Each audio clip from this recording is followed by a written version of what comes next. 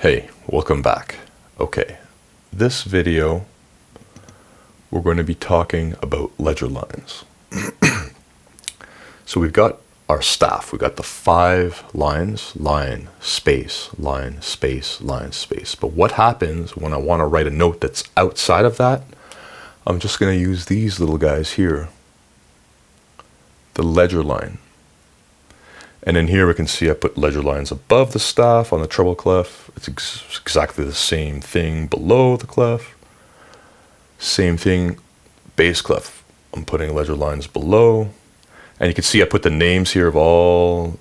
So if we're going down, I have to go cycle down backwards through my musical alphabet. And if I'm going up, well, I'll just cycle up. And quick reminder, it's A, B, C, D, E, F, G. Once we get to G, we're going to start back over at A and just keep cycling through. Same logic that applies.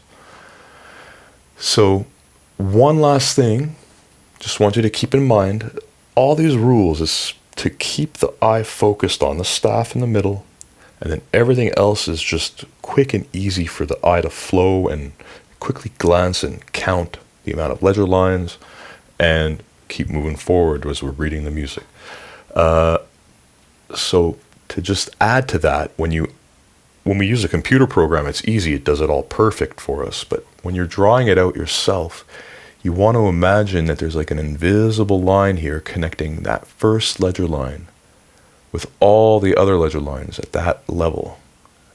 And then the same thing for the second ledger line, and if we did a third ledger line or fourth, they're all going to connect as if there's this invisible line. And it just makes it easier for the eye to read all that.